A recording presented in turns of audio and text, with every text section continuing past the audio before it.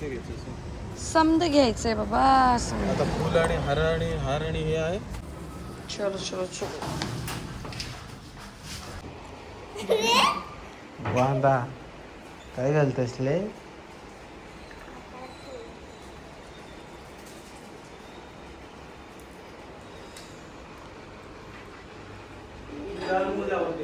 नाही नाही मला मदत लागेल.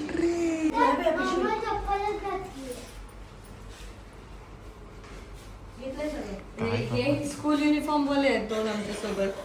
हे बघ काय असू दे काय दे इकडे. तुझ्या खिशात टाकली ना चावी तिच्या. ए गोला मस्त दिसतोय.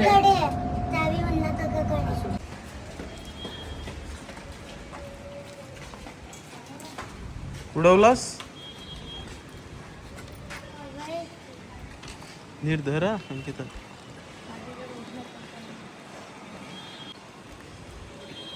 सगळं पाणी सांडवतच चल हा बाबू. ए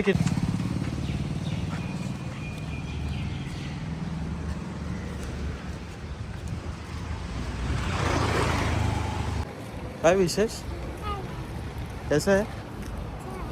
कुठे चाललेस? कुठे कुठे चाललेस? हा कशासाठी?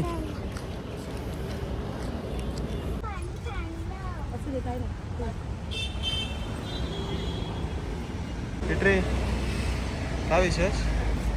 मस्त पौर्णिमा करतायत.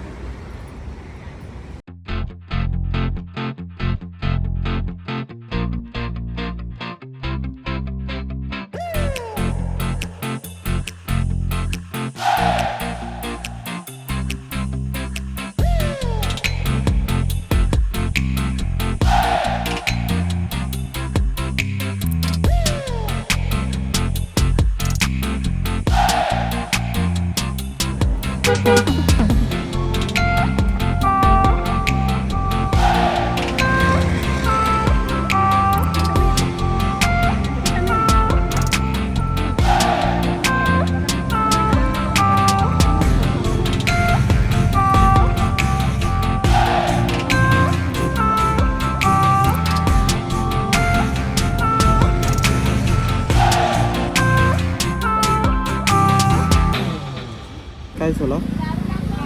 काय बोला? विशेष काय बोल?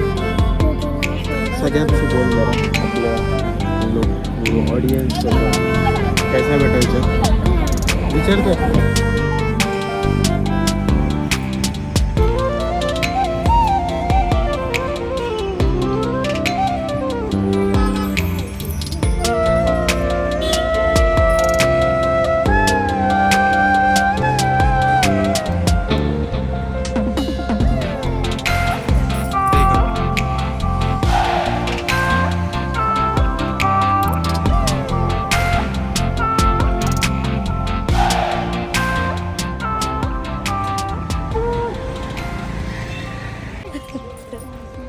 नाही तर कापूर काय काय टाकायचं आहे, कापूर किती टाकायचं ते पण नाही समजत.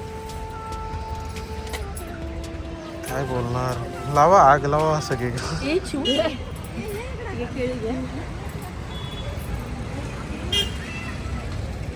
मम्मीला फोन करून सांगतो आता. सगळीकडं आग लावून ठेवली तिकडं दोघींनी.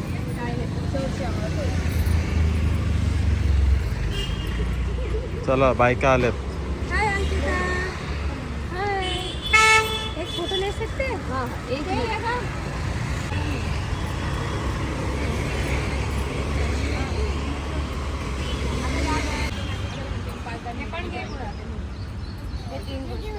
किड्स ते आपल्या 3 गोष्टी घे जा. तांब्या, त्याच्या बाजूला 2 डबे आहेत ना ते तुपाचे, तिन्ही पण. हा ते पण.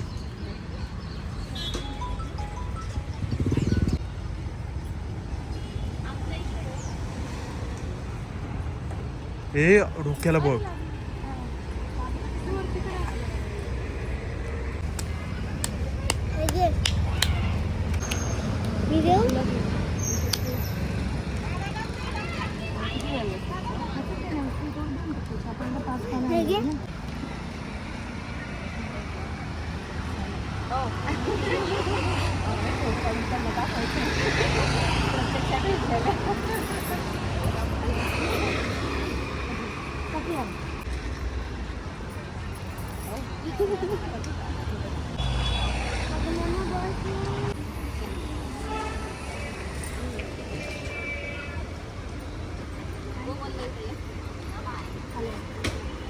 अजून जरा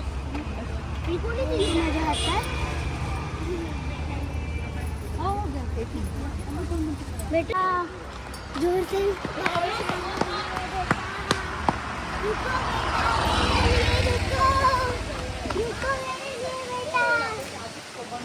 ए गोला एकाला क्रॉस करा.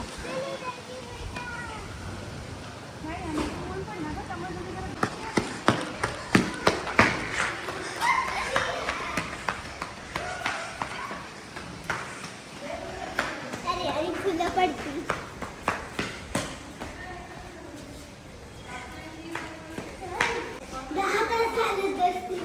या लवकर. 7 नंबर. स्कूलची गडबड. 7 नंबर जागा कोणी सांडणार हे होणार म्हणून म्हटलं तिथे किती ही माणसं पण कामाला लावू आपण. हा आणि मग ते आपण तिथेच दिलेलं बरं पडतं कधी कधी. इधर आ बेटा. तो बेटा काय बाबा करायचं काय बोलत होते. काय बाबा करायचा शाळेला जावाचा.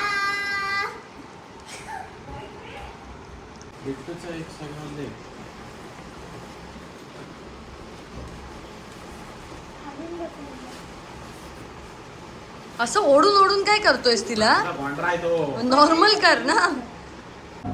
चालले गोले.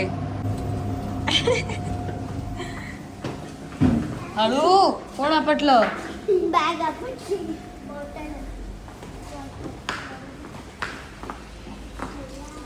ब्राऊन कलर होता ना आता येलो आहे. ब्राऊन बस ना पण बस येणार. अच्छा बाय बाय. बोल काय कांड कर लेती है और हमें भुगत ना पड़ता है. वटपौर्णिमा झाली आहे आणि आता आम्ही आमच्या इंटेरियरच्या कामासाठी परत फिरायला लागलोय. तर आम्ही खूप बजेट फ्रेंडली घर करण्याच्या विचारात आहोत आणि त्याचसाठी कारण कधीही आमच्या साहेबांना जंगलात राहण्याचे हे येतात. त्याच्यामुळे आमचा जी शोध मोहीम आहे जागेच्या बाबतीतली ती अशीच चालू राहणार आहे की आम्हाला सिटीपासून लांब असं छान अशी जागा घेऊन छान टुमदार असं घर बांधून मला तिथे माझ्या नवऱ्यासाठी छान असं जागा करून त्याला द्यायची जशी त्याला हवी आहे मनासारखी तशी. घर घेणं हा माझा अट्टहास होता आणि त्यासाठी कारण नाहीतर आम्ही इंटरनॅशनल ट्रिप करत राहिलो असतो. मला माहिती आहे मी फिरत राहिले असते.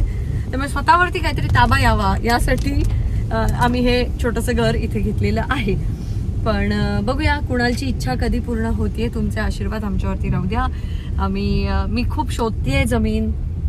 तुमच्या ओळखीत कुठे असली तरी आम्हाला सांगा. हो ना कुणाल. आणि ते हे नको काय एकदम असे हायवेला लागूनच आहे असलं काही नको आम्हाला. तसले फॅसिलिटीज काही नको आहेत आम्हाला. शेजारी गाडी नको जाऊ आहे दे. आम्हाला. हे नको फक्त गाडी कार आमची तिथपर्यंत रस्ता पोहोचू दे असू दे. व्यवस्थित. ते सगळ्या गोष्टी असू देत एवढीच आमची माफक अपेक्षा आहे. बाकी आम्हाला असं काही हायवे लगत हे ते वगैरे असलं काय आम्हाला काही हे नकोय. मार्केट जवळ पाहिजे असंही काही नाहीये. थोडंसं लांब असेल तरीही चालेल. आम्ही आधी जाऊन सामान घेऊन येऊ. आम्हाला अगदी असं बाजूला लांब कुठेतरी राहायचं आहे. तर त्याचे आमचे शोध चालू आहेत. आता जाऊ दे ते सगळ्या नंतरच्या गोष्टी कधी होतील तेव्हा होतील. तुम्ही सगळे ते बघालच. पण आता तात्पुरतं आम्हाला छान आमच्या घराचं इंटेरियर करायचं आहे आणि आता ते लवकरच चालू करू. बाबा काय आता एवढं कामामध्ये असे बिझी होऊन जातो ना की ते राहतंय. तर आता बघूया कधी चालू होतोय कधी शुभारंभ होतोय. आता आम्ही घरी चाललोय आणि कुणाल चाललाय कुठे. कुणाल सांग स्वतःच्या तोंडानेच एकदा. जिमला. आणि त्याच्यानंतरच सांग ना. त्याच्यानंतर पूल खेळायला. तो खेळायला खूप दिवस चाललाय. झाले गे. हो खूप दिवस झाले त्याला. पण आज माझा उपवास आहे. मी करणार आहे मस्त आराम घरी राहून आता मला. कारण मी काहीच खाते उपवास होते. साबुदाणा या होता. कुणाला सांग खरं खरं सांग. ते नाही का मी काहीच खात नाही. मी आता फळं सकाळपासून खायची हा पण मी सकाळपासून काय खाल्लंय एक पेरू खाल्लाय आणि तो सुद्धा याने दिला म्हणून. आणि 2 छोटीशी केळी होती ती खाल्ली बस. बाकी काही नाही. आता पाणी पाणी पाणी बस. हा खरा उपवास. त्याच्यामुळे मी काही नाटकं नसतात म्हणजे मी काही फार खायला जात नाही. उद्या सकाळी हा उपवास माझा सुटणार आहे. त्याच्यामुळे आता मी जाऊन छान आराम करते. कारण आता मला जर भूक लागली ना आणि मी लवकर झोपणार आहे आज. मला जर भूक जाणवली तर माझी वाट लागेल. तर म्हणजे मी तर आता घरी आले आहे आणि एक खूप मोठी गुड न्यूज आपल्याला सगळ्यांना मिळाली आहे. ती म्हणजे नसरापूर प्रकरणातील त्या आरोपीला फाशीची शिक्षा सुनावली गेली आहे. हां, त्याची अंमलबजावणी व्हायला थोडीशी वेळ जाणार, पण ठीक आहे, शिक्षा तर झाली. ज्या गोष्टीसाठी आपण बोलत होतो, ज्या गोष्टीचा आपण पाठपुरावा करत होतो, आज ती गोष्ट कुठेतरी आपण एक पाऊल पुढे गेल्यासारखी वाटते आणि खूप भारी वाटतंय. बलात्कारासारखे गुन्हे जेव्हा घडतात ना, तेव्हा या गुन्ह्यांमध्ये अशाच शिक्षा होणं फार गरजेचं आहे. तेव्हा जाऊन अशा नराधमांना, अशा वृत्तीला थोडासा आळा बसेल. आज खरंच खूप भारी वाटलं. मी खूप आधीपासून वेदवतीच्या वडिलांच्या कॉन्टॅक्टमध्ये होते. जेव्हा ही घटना घडली, मी त्यांना ओळखत नव्हते, मी त्यांच्या कॉन्टॅक्टमध्ये होते. आणि ज्या पद्धतीने ते एक प्रत्येक वेळेला मला केसबद्दल सांगायचे किंवा काय होतं आहे त्याच्याबद्दल अपडेट द्यायचे. हां, मी तेव्हा हे तुमच्यासोबत शेअर करणं मला शक्य नव्हतं. जसं मी नेहमी बोलते की इथे मी काही बोलणं आणि त्या गोष्टीचा माझे विरोधक जे व्हिडिओज बघत असतात ते त्या गोष्टीचा विचित्र पद्धतीने त्याला वापरणार किंवा काहीतरी करणार, या गोष्टींमुळे मी त्याच्यावर काही बोलत नव्हते. पण जेव्हा जेव्हा मी त्या मुलीच्या वडिलांशी बोलत होते ना, ते नेहमी मला एक सांगायचे की मे महिन्यामध्ये कोर्ट बंद असतं, पण देवेंद्रजी फडणवीस यांनी ते कोर्ट चालू ठेवायला लावलं आहे. त्याच्यानंतर काही वकील वगैरे त्यांना सांगितले की नंतर सुट्ट्या घ्या, पण आत्ता या केसचा पहिला निकाल लागला पाहिजे. फास्ट ट्रॅक कोर्टमध्ये कशा पद्धतीने घटना घडत होत्या, काय काय होत होतं, सगळ्याची अपडेट मला होती. आणि तेव्हाच जेव्हा माननीय मुख्यमंत्री साहेब यांच्याबद्दल भलतं सलतं लिहिलं जायचं सोशल मीडियावरती काय ना काहीतरी, आणि त्यांच्या मुलीवरती पण लोक येत होते. ही फार एक वाईट हे होती की तुमच्या मुलीसोबत असं झालं तर मग तुम्हाला कळेल किंवा काय कळेल. ज्या माणसावरती अख्ख्या महाराष्ट्राचा लोड होता, त्या माणसाने या घटनेमध्ये सुद्धा तितकीच ताकद लावून त्यांना हे करायला सांगितलं. प्रत्येक ठिकाणी एक माणूस पोहोचणं कधीच शक्य नसतं, हे लक्षात ठेवा. मी माझे जे सबस्क्रायबर्स आहेत किंवा माझे जे फॉलोअर्स आहेत ना, त्यांना एकच सांगेन की पटकन व्यक्त होऊ नका. मी सुद्धा आधी ती चूक करायची पटकन व्यक्त होण्याची, पण कधी कधी उशीर होतो पण आपल्याला न्याय मिळतो. या घटनेमध्ये 2 महिने गेलेत, पण 2 महिन्यांनी का होईना एक स्टेप आपण पुढे गेलोय आणि फाशीची शिक्षा सुनावली जाणं ही सुद्धा फार मोठी गोष्ट आहे. तर ती आज झाली आहे. लवकरच त्याची अंमलबजावणी होऊ दे, एवढीच मी ईश्वराकडे आणि सगळ्यांकडे प्रार्थना करेन. तर हेच की जर तेव्हा मला जेव्हा तिच्या वडिलांसोबत मी कॉन्टॅक्टमध्ये होते आणि मी जर मुख्यमंत्री साहेबांबद्दल किंवा पोलीस प्रशासनाबद्दल किंवा या सगळ्याबद्दल फार छान छान बोलले असते, तर लोकांनी हे सुद्धा बोलायला मागे लोक आले नसते की हिला पैसे पोचवलेत, हिला सरकारने पैसे, जे कायम बोलतात, आजपर्यंत पैसे नाही पोचले पण कायम बोलतात, तेच बोलले गेलं असतं. आणि त्यामुळे मी गप्प होते की नको, या विषयावरती नको बोलूया. तर अशा काही गोष्टी असतात ज्याच्यावरती आम्हाला व्यक्त व्हावंसं वाटतं पण आम्ही होऊ शकत नाही. का तर काहीतरी लोक उलटा विचारच करणार, मग त्यांना कोण एक्सप्लेन करत बसणार, मग आम्हाला एक्सप्लेनेशन द्यायचंच नाही म्हणून व्यक्त व्हायचंच नाही. तर असं ते होतं. पण आज खूप भारी वाटतंय. वेदवतीला थोडासा न्याय मिळाला आहे आणि मी वेदवतीच्या वडिलांना प्रॉमिस केले आणि मी तुम्हा सगळ्यांना या ब्लॉगमध्ये ते प्रॉमिस सांगते, जेणेकरून मलाही त्या गोष्टीची सतत आठवण राहील की वेदवती कुलकर्णी हिच्या बाबतीत जे झालं त्याने ती आपल्याला सोडून तर गेली आहे, पण तिला कधीही आपण जाऊ देणार नाही आहोत कायमस्वरूपी. तिला लक्षात ठेवणारं, तिला कायमस्वरूपी आठवणीत ठेवणारं काहीतरी आमचा NGO काहीतरी असं काम करेल, लहान मुलांसाठी असेल ते किंवा काय असेल. आता त्याच्यावरती मला काम करायला लागेल की काय आपण करू शकतो जे वेदवतीच्या नावाने असेल आणि कायम ते आपण फॉलो करू शकू. आणि त्याच्यामध्ये मी नक्कीच ते जेव्हा किंवा काहीतरी असं सुरू करेन तेव्हा वेदवतीच्या आई वडिलांना बोलवूनच सुरू करेन. आणि याचं मी तुम्हालाही प्रॉमिस देते, कारण खूप सहन केलं आहे त्या मुलीने आणि खूप डोळे उघडलेत समाजाचे त्या मुलीने. त्यामुळे तिचं येणं, तिचं जन्म घेणं हे वेस्ट नाही जाऊ द्यायचं आहे मला त्या मुलीचं. आणि ती आपली सगळ्यांची मुलगी होती, त्याच्यामुळे ते आपण नक्कीच करू. मी आत्ता तुम्हा सगळ्यांना प्रॉमिस करते. दुसरी महत्त्वाची गोष्ट की असंच काही विषय असतात की ज्याच्यामध्ये आम्हाला बोलावंसं वाटतं पण आम्ही काही ठिकाणी बोलू शकत नाही. त्याला कारणं असतात, त्याला काही गोष्टी असतात आणि म्हणून ते टाळलं जातं किंवा आम्ही त्यापासून लांब पडतो. आता आजचाच विषय घ्या. आजच मी एक फार मोठं पराक्रम केला आहे, ज्या पराक्रमामुळे माझं लाखो रुपयांचं नुकसान झालं आहे.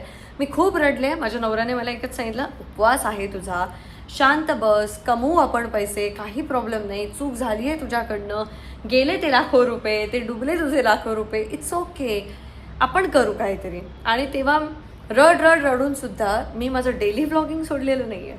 मी इथे तुमच्या समोर आहे, हसत आहे. त्यामुळे कधी कधी तुम्हाला वाटतं की सगळे यूट्यूबर्स किती खुश आहेत, सगळे यूट्यूबर्स किंवा कोणते किती भारी आहे. नाही, खूप स्ट्रगल असतो, खूप भांडणं असतात, खूप फायनान्शियल लॉस असतो. जसं तुमचं आयुष्य चालू आहे ना तसंच आमचं आयुष्य चालू असतं. आमच्याही आयुष्यात बऱ्याच गोष्टी असतात, कौटुंबिक काही गोष्टी असतात, काही फायनान्शियल गोष्टी असतात, काही स्वतःच्या गोष्टी असतात. या सगळ्यांशी डील करून तुमच्यासोबत जोडलेलं राहणं आणि चेहऱ्यावरती सतत हास्य ठेवणं हे सोपं काम नाही आहे. त्यामुळे त्या सगळ्या यूट्यूबर्सना सुद्धा मी आज सलाम ठोकते, जे कायम छान छान गोष्टी तुमच्यासमोर घेऊन येतात. प्रत्येकजण कायमस्वरूपी कधीच आनंदी नसतो. हे मी तुम्हाला यासाठी सांगते कारण व्लॉग्स बघून किंवा हे सगळं बघून तुम्हाला हे नको वाटायला की आपल्या आयुष्यातच इतके प्रॉब्लेम काय आहेत, यांच्या आयुष्यात काही प्रॉब्लेम का नाही आहेत. तर आमच्याही आयुष्यात प्रॉब्लेम आहेत जे दाखवले जात नाही आहेत, जे आहेत. आणि जेव्हा त्या गोष्टी सॉल्व्ह होतील किंवा काय होईल ना, मी नक्की त्या विषयांवरती तुमच्याशी बोलत राहीन. मी डेली व्लॉगिंग नक्की करते, पण या व्लॉग्सच्या माध्यमातून मला तुम्हाला एक डेली रियालिटी चेक द्यायचं आहे. त्यामुळे कधी कधी तुम्हाला वाटेल की अरे बोरिंग होत आहेत ब्लॉग, पण आम्ही कायम हसत खेळत किंवा कायम काहीतरी टाइमपास करत नसतो.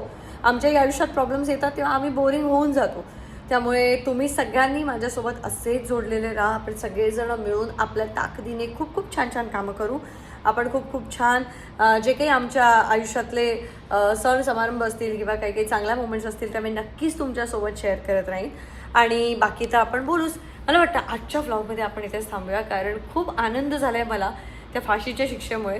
तर तुम्ही सगळ्यांनी सुद्धा आपल्या घरातल्या मुलांची काळजी घ्या आणि न्याय व्यवस्थेवरती विश्वास ठेवा, एवढंच सांगेन. आपण भेटूया उद्याच्या व्लॉगमध्ये. Bye bye.